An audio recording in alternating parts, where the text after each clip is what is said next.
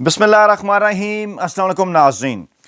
दोस्तों, पाकिस्तान मेरा वतन है और बिला शुबा वतन से मोहब्बत मेरे ईमान का हिस्सा। और ये जज्बात सिर्फ मेरे नहीं बल्कि मुझे सुनने और देखने वाले हज़ारों और लाखों पाकिस्तानियों के भी हैं। इस वक्त अफ़गान बॉर्डर पर पाक अफ़गान जंग जारी है। बिलाशुबा इस जंग में अफवाज पाकिस्तान का पलड़ा भारी है, क्योंकि भला पाकिस्तान की बहादुर अफवाज के सामने तालिबान क्या बेचते हैं। खबर यह है कि अफगान तालिबान की हलाकतों की तादाद 100 से ज़ायद और इसके साथ साथ ज़ख्मियों की तादाद 200 से ज़ायद हो चुकी। मगर क्या मेरी जिम्मेदारी सिर्फ वाक़यात को रिपोर्ट करना है? हालात यहाँ तक कैसे पहुँचे, क्या इसको रिपोर्ट करना मेरी जिम्मेदारी नहीं? दोस्तों, ये एक बहुत बड़ा सवाल है और इस वीडियो के अंदर मैं इस सवाल का जवाब आपके सामने रखने की कोशिश करूंगा कि वो अफगानिस्तान के जिसे कभी पाकिस्तान का 5वां सूबा कहा जाता था, वो अफगानिस्तान के जिसे पाकिस्तान की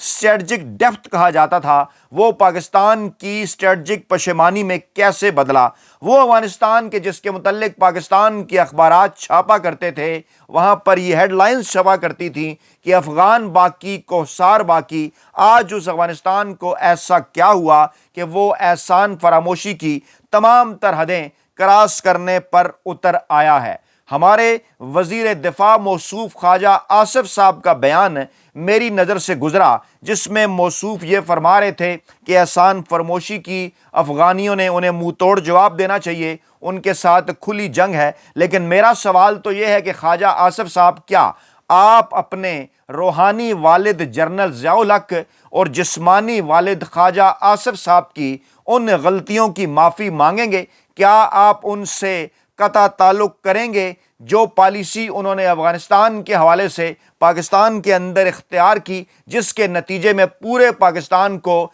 दहशत गर्दी के अंदर झोंक दिया गया? जी हाँ, उनके रूहानी बाप जनरल ज़ियाउल हक साहब ने अफ़गान जहाद के नाम पर पाकिस्तान के अंदर जो कुछ किया, उसके समराद आज तक पाकिस्तानी कौम समेट रही है। मैं बाकायदा तारीखी हकायक आपके सामने रखूंगा। ये जो किताबें आपको दर्जन भर नज़र आ रही हैं, ये मेरी नस्ल ने, जिस नस्ल की उम्र इस वक्त 50 बरस के आसपास है, 80 और 90 की दहाई के अंदर और उसके बाद भी बरसा बरस तक इन तमाम तर किताबों का मुताला हमें करवाया गया। अफ़गान जहाद के हक़ में कितनी किताबें लिखी गई, जनरल ज़ियाउल हक साहब को कैसे पाकिस्तान के अंदर हीरो बनाया गया, और पाकिस्तान की वो पॉलिसी जो कि 50 की दहाई में बुडबेर अड्डे से शुरू हुई थी, यानी फील्ड मार्शल जनरल अयूब साहब की पॉलिसी, वो field marshal general Asim Munir साहब तक पहुँचते पहुँचते क्या रुख इख्तियार कर गई कि आज एक ऐसा वक्त आ गया कि कभी ऐसा वक्त था कि पूरी दुनिया अफ़गान तालिबान के साथ लड़ रही थी और हम अफ़गान तालिबान के पीछे खड़े हुए थे। और आज क्या वक्त है कि पूरी दुनिया अफ़गान तालिबान के साथ अपने मामलात को बेहतर करने की कोशिश कर रही है। और आज हमारी और अफ़गान तालिबान की लड़ाई है। बिलाशुबा अफ़गान तालिबान ने एहसान फरामोशी के तमाम दर रिकॉर्ड तोड़ दिए। बिलाशुबा वहाँ पर मोदी सरकार की मुदाखलत किसी से ढकी छुपी नहीं। बिलाशुबा एक प्रॉक्सी के तौर पे भारत अफ़गानिस्तान की सरजमीन को इस्तेमाल कर रहा है और बिलाशुबा पाकिस्तान के पास इस वक्त कोई ऑप्शन नहीं है। लेकिन क्या माजी की गलतियों से सबक सीखे बगैर, क्या माजी की गलतियों को तस्लीम किए बगैर, क्या माजी की गलतियों पर माफ़ी मांगे बगैर इस तरह से आगे बढ़ा जा सकता है कि इन तमाम तर हालात की जिम्मेदारी किसी एक शख्स के ऊपर या किसी एक सियासी जमात के ऊपर डालकर उनका ठट्ठा उड़ाने की कोशिश की जाए, या उन्हें ताने दिए जाएं, या इस किस्म का माहौल सोशल मीडिया के ऊपर बर्पा कर दिया जाए जिसके अंदर यह तासुर देने की कोशिश की जाए कि पाकिस्तान तहरीक इंसाफ हो या इमरान खान हो या पाकिस्तान तहरीक इंसाफ के कारकुनान हो, उनका बज़ाहिर यह तासुर बनाने की कोशिश है। ख्वाजा आसिफ और पूरी नून लीग की क़यादत वड्डे एंकर वेले कलम निगार और मुलाजम साफ़ी करें कि शायद खुदा न ख्वास्ता इमरान खान और पाकिस्तान तहरीक इंसाफ पाकिस्तान के मुखालिफ हैं, या खुदा न ख्वास्ता वो अफ़गान तालिबान के हमायती हैं। ऐसा हरगिज़ नहीं। जब आप मुज़ाकरात की बात करते हैं, जब आप अपनी सरहद पर अमल लाने की बात करते हैं, तो इसका कतन ये मतलब नहीं है कि आप किसी और मुल्क की या किसी اور رجیم کی زبان بول رہے ہیں۔ اس وقت صورتحال یہ ہے کہ دو مسلمان ممالک پاکستان اور افغانستان کے درمیان جنگ جاری ہے، اور وہ افغانستان جسے کبھی پاکستان کی اسٹیبلشمنٹ پاکستان کا 5واں صوبہ کہا کرتی تھی، وہ افغانستان کے جسے کبھی پاکستان کی اسٹیبلشمنٹ اپنی تصویراتی گہرائی کہا کرتی تھی، اسٹریٹجک ڈیپتھ کہا کرتی تھی، آج اس افغانستان کی اتنی ہمت ہو گئی کہ اس نے پاکستان کے اوپر حملہ کر دیا، اور پے در پے پاکستان کے خلاف بیانات اس کی جانب سے آ رہے ہیں۔ کیا ہمیں ماضی کی غلطیوں سے سبق نہیں سیکھنا چاہیے، یا ماضی کی غلطیوں سے سبق سیکھے بغیر خواجہ آصف صاحبان جیسے جو لوگ ہیں وہ ملک کی سب سے بڑی سیاسی جماعت پر اور ملک کے مقبول ترین سیاسی رہنما پر اس ماحول کے اندر بھی حملے شروع کر دیں؟ آپ کو یاد ہوگا کہ جب بھارت نے پاکستان پر حملہ کیا تھا اس وقت بھی عمران خان اور پاکستان تحریک انصاف کے کہنے پر پاکستان کی نوجوان نسل پاکستان کی بہادر افواج کے پیچھے کھڑی ہو گئی۔ اس وقت نواز شریف صاحب کا بیان نہیں آیا، آصف زرداری صاحب کا بیان نہیں آیا، مریم نواز صاحبہ کا بیان نہیں آیا، بلاول بھٹو زرداری صاحب کا بیان نہیں آیا، لیکن جو ہی عمران خان صاحب کا بیان آیا اس کے بعد پاکستانی افواج کا ریئیکشن آپ نے دیکھا، جو انہوں نے بھارت کے اوپر جوابی وار کیا پاک فضائیہ کا، وہ آپ کو یاد ہے کہ بالآخر تسلیم کرنا پڑا۔ کور کمانڈر کانفرنس کے اندر بھی تسلیم کرنا پڑا، D J S P R صاحب کی پریس کانفرنس کے اندر بھی تسلیم کرنا پڑا، آرمی چیف صاحب کی سٹیٹمنٹ کے اندر بھی، اور تسلیم کرنا پڑا حکومتی سطح کے اوپر بھی کہ بلا شبہ جہاں پر فضائیہ نے کامیابی حاصل کی، جہاں پر پاکستان کے میڈیا نے کامیابی حاصل کی، وہیں پر جو انفارمیشن وار تھی، جو بیانیے کی جنگ تھی، اس میں پاکستان کی نوجوان نسل پاکستان کی بہادر افواج کے پیچھے کھڑی تھی، اور سب کو اس بات کا اندازہ ہے کہ پاکستان کی نوجوان نسل کس سیاسی جماعت کے ساتھ کھڑی ہے، پاکستان کی نوجوان نسل کس سیاسی رہنما کے ساتھ کھڑی ہے، اور کس سیاسی رہنما کے کہنے کے اوپر پاکستان کی نوجوان نسل ڈٹ کر پاک فوج کے ساتھ کھڑی ہوئی۔ اور اس کے بعد پھر چشمے فلک نے وہ مناظر دیکھے کہ بھارت دم دبا کر بھاگتا ہوا نظر آیا۔ آج ایک بار پھر اسی قسم کی صورتحال ہے، پاکستان تحریک انصاف کی جانب سے پارٹی سطح پر بیان جاری ہو چکا ہے پاک افواج کے حق میں، پاکستان کے حق میں، افغانستان کے خلاف، اور اس کے ساتھ ساتھ ڈٹ کر افغان جنگ کا مقابلہ کرنے کا اعلان بھی کر دیا گیا ہے پاکستان تحریک انصاف کی جانب سے۔ اور بلا شبہ اگر عمران خان صاحب کے ساتھ رابطہ ہوتا یا ان کے ساتھ ملاقاتوں کی اجازت دی جاتی، جو کہ ان کا آئینی اور قانونی حق ہے، ایسے موقع کے اوپر بلا شبہ عمران خان صاحب کا پیغام بھی وہی ہوتا جو اس وقت پوری پاکستان تحریک انصاف کی قیادت کا ہے، پوری پاکستانی نوجوان نسل کا ہے، پوری پاکستانی قوم کا ہے، کہ وہ پاکستان کی بہادر افواج کے ساتھ ڈٹ کر کھڑے ہیں، اور افغان رجیم کو ہر صورت یہ بتا کر رہیں گے کہ ہم آپ کے لیے تر نوالا نہیں ہیں، ہم آپ کے ہمسائے ہیں۔ آپ کو اس بات کا اندازہ ہونا چاہیے کہ ہم کوئی 7 سمندر پار سے نہیں آئے کہ آپ کی لڑائی کا طریقہ کار نہ سمجھ سکیں۔ ہم پاکستانی ہیں، پاکستانی افواج ہیں، آپ کے اوپر احسانات ہیں، آپ کو اپنے ملک کے اندر جگہ دی، سب کچھ کیا، اور اس قسم کی احسان فراموشی کی ہم آپ کو اجازت نہیں دیں گے۔ یہ تمام تر باتیں اپنی جگہ پر درست ہیں، لیکن اس وقت صورتحال یہ ہے کہ اگر خواجہ آصف صاحب کی اس مشہور زمانہ ٹویٹ ہی سے ذکر لے لیا جائے جس میں موصوف نے یہ کہا تھا کہ طاقتیں تمہاری ہیں اور خدا ہمارا ہے، جب افغانستان کے اندر طالبان رجیم دوبارہ آئی تو اس وقت خواجہ آصف صاحب کا یہ ٹویٹ آیا تھا۔ کیا سمجھا جائے خواجہ آصف صاحب اس وقت چیزوں کو پریمپٹ نہیں کر پا رہے تھے، یا اس وقت کسی کے کہنے کے اوپر انہوں نے اس قسم کا ٹویٹ کیا تھا؟ ان کے مقاصد کیا تھے؟ معاملہ صرف یہیں تک نہیں رکتا، بلکہ ان کے والد محترم خواجہ صفدر صاحب، ان کے روحانی والد جنرل ضیاء الحق صاحب، ان سے پہلے جنرل ایوب خان صاحب کی پالیسی، بٹ بیر کا فوجی اڈا امریکہ کے حوالے کر کے روس کو اور افغانستان کو جس طرح سے پاکستان کا دشمن بنایا گیا، اور اس کے بعد جو تمام تر صورتحال ہے وہ آپ کے سامنے ہے۔ 70 کی دہائی کے اندر کیا کچھ ہوا ذوالفقار علی بھٹو صاحب کے دور حکومت کے اندر، اس وقت کی جو افغان حکومت تھی اس کے خلاف پاکستان کے اندر لا کر لوگوں کی ٹریننگ کی جاتی رہی۔ اس کے بعد 80 کی دہائی کے اندر کیا ہوا، تمام تر افغان جہاد یہاں سے آپریٹ ہوتا رہا، اور اس کے بعد پھر کیا ہوا، وہی افغان جو کہ جہادی تھے جب جنرل مشرف صاحب آتے ہیں تو وہ دہشت گرد ہو جاتے ہیں، اور اس کے بعد کیا پالیسی رہی وہ آپ کے سامنے ہے۔ یعنی جنرل ایوب صاحب کی پالیسی،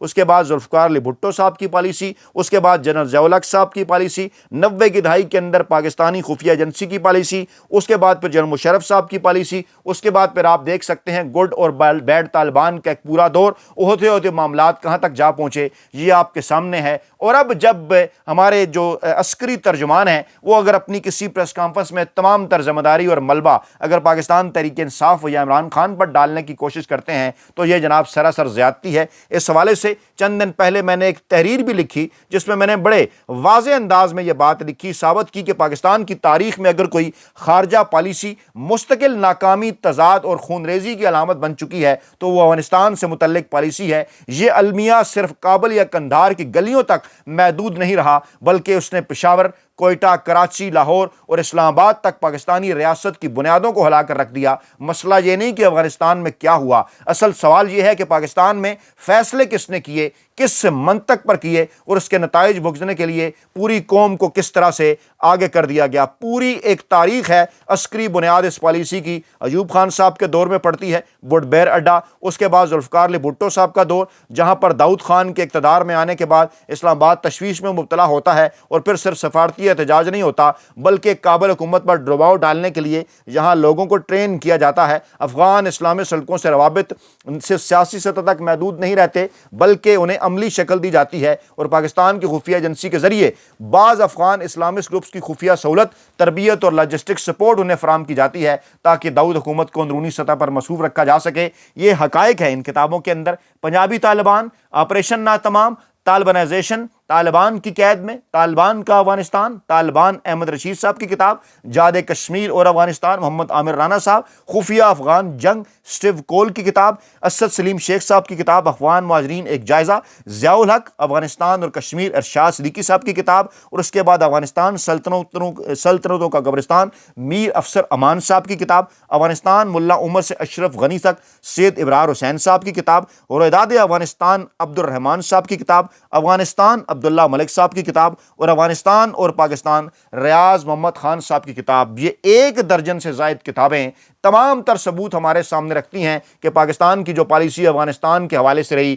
وہ کس طرح سے آ کر ناکامی سے دوچار ہوئی۔ اس وقت پھر کیا ہوا، پہلے ایوب صاحب کے دور میں، پھر بھٹو صاحب کے دور میں، اس کے بعد پھر جنرل ضیاء الحق کا جہادی ماڈل، اور پھر افغان پالیسی ایک ایسے ناقابل واپسی موڑ پر پہنچی 1979 میں سوویت یونین نے جب افغانستان پر حملہ کیا۔ اس کے بعد کیا ہوا، افغان قومی مزاحمت کی بجائے اسے اسلامی جہاد کا نام دیا گیا اور پہلی بار مذہب ریاستی پالیسی کے مرکزی بیانیے میں داخل ہوا اور مجاہدین کی تربیت ہوئی، فنڈنگ ہوئی، تنظیم سازی ہوئی، اور آج جن افغان مہاجرین کو پاکستان سے بھجوایا جا رہا ہے ان کی حمایت میں درجنوں کتابیں لکھوائی گئیں اور مثالیں دی گئیں انصار مدینہ کی، اور جنرل ضیاء الحق صاحب کے دور میں اس طرح سے ان کو پورٹرے کیا گیا، افغان باقی کو سار باقی۔ اس کے بعد ضیاء الحق کے بعد بظاہر جمہوریت بحال ہوئی لیکن عسکری اسٹیبلشمنٹ کے ہاتھ میں رہی تمام تر پالیسی۔ 1990 کی دہائی پوری کی پوری اس میں گزری۔ 9/11 کے بعد یو ٹرن ہوا لیکن ادھورا یو ٹرن ہوا، گڈ طالبان اور بیڈ طالبان کی اس طرح وجود میں آ گئیں۔ اس کے بعد پھر جنرل کیانی کا دور ہے، پھر جنرل راحیل شریف کا دور ہے۔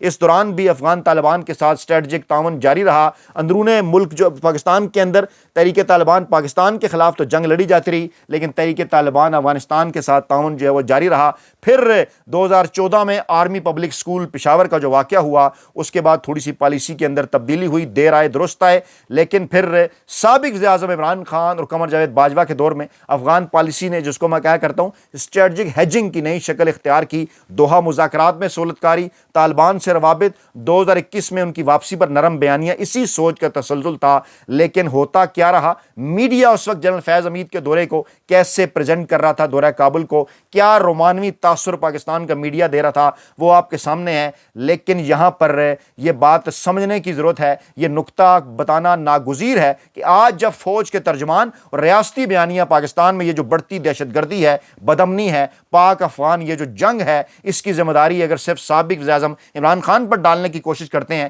تو یہ موقف تاریخی حقائق اور پالیسی تسلسل کے سامنے کمزور پڑ جاتا ہے۔ جو کچھ اس وقت چل رہا ہے یہ کسی ایک حکومت کی 3 یا 4 سالہ پالیسی کا نتیجہ نہیں بلکہ یہ 7 دہائیوں پر محیط ہے ایک ایسی افغان پالیسی کا منطقی انجام ہے جس کی تشکیل، جس کا نفاذ مسلسل پاکستان کی ملٹری اسٹیبلشمنٹ کے پاس رہا ہے۔ اور یہ حقیقت ہے کہ عمران خان کے دور حکومت میں افغان پالیسی کے کچھ بیانیہ جاتی اور سفارتی پہلو ضرور نمایاں رہے مگر پالیسی کی اصل ڈرائیونگ سیٹ نہ ان کے ہاتھ میں تھی اور نہ ان سے پہلے کسی سویلین وزیر اعظم کے پاس یہ رہی۔ اور کڑوا سچ یہ ہے کہ پاکستان کی افغان پالیسی جنرل ایوب کے دور میں عسکری زاویے سے متعین ہوئی، ضیاء الحق کے دور میں مذہبی عسکری شکل اختیار کر گئی، 90 کی دہائی میں اسٹریٹجک ڈیپتھ کے خواب میں الجھی رہی، پرویز مشرف کے دور میں روشن خیالی کے آدھے یو ٹرن کا شکار ہوئی، اور 2008 سے 2022 تک اسٹریٹجک ہیجنگ کے نام پر تاخیر کا شکار رہی۔ نومبر 2022 کے بعد field marshal general Asim Munir کے دور میں افغان پالیسی میں کنفیوژن کی بجائے کلیئرٹی بلا شبہ نظر آتی ہے، مگر اس حقیقت کو نظر انداز کرنا بھی ممکن نہیں کہ یہ کلیئرٹی مفاہمت کی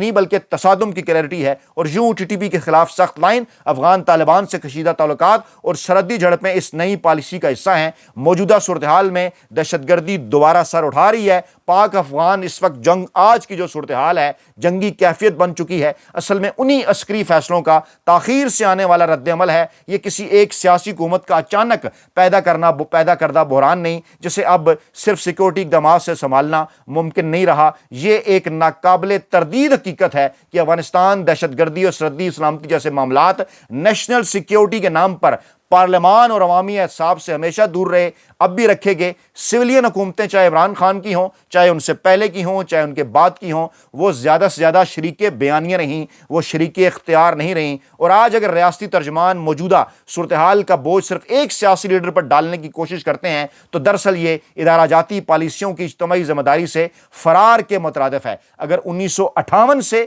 2026 تک آج کے پورے سفر کو دیکھا جائے تو نتیجہ نہایت تلخ ہے۔ افغانستان جسے کبھی اسٹریٹجک ڈیپتھ سمجھا گیا، آج بھارت کے بعد پاکستان کے لیے دوسرا بڑا سیکیورٹی چیلنج بن چکا۔ یہ ناکامی کسی ایک وزیر اعظم یا کسی ایک جنرل کی نہیں، بلکہ ایک مسلسل عسکری مرکزیت رکھنے والی سوچ کی ہے، جس میں سیاستدان صرف شریک بیانیہ رہے اور ریاست نے سفارت، معیشت، مفاہمت اور عوامی بیانیے کو پس پش ڈال کر صرف بندوق پر انحصار کیا۔ پاکستان میں دہشت گردی، پاک افغان کشیدگی اور بارڈر کی بگڑتی ہوئی صورتحال کسی ایک فرد یا جماعت کی نہیں، بلکہ ملٹری اسٹیبلشمنٹ کی اس افغان پالیسی کا نتیجہ ہے، جو جنرل ایوب خان سے شروع ہو کر جنرل عاصم منیر صاحب تک مختلف شکلوں میں جاری رہی۔ اس حقیقت کو تسلیم کیے بغیر نہ ماضی کی اصلاح ممکن ہے اور نہ مستقبل میں امن کی کوئی سنجیدہ امید باندھی جا سکتی ہے۔ آج یہی پاکستان کی افغان پالیسی کا المیہ ہے کہ ایک ایسی پالیسی جو فیلڈ مارشل سے فیلڈ مارشل تک چلی، مگر نہ افغانستان کو دوست بنا سکی اور نہ پاکستان کو امن دے سکی۔ پاکستان زندہ باد، افواج پاکستان پائندہ باد۔ لیکن یہ تمام تر حقائق ہمیں سامنے رکھ کے ماضی کی غلطیوں پر معافی مانگنا ہوگی، اپنی ذمہ داری قبول کرنا ہوگی، اس کے بعد پاکستانی قوم کو اعتماد میں لے کر آگے بڑھنا ہوگا۔ اللہ پاک آپ کا حامی و ناصر ہو۔ اپنا بہت خیال رکھیے گا، دعاؤں میں یاد رکھیے گا۔ نئی ویڈیو کے ساتھ جلد حاضر ہوں گے۔ اللہ نگہبان۔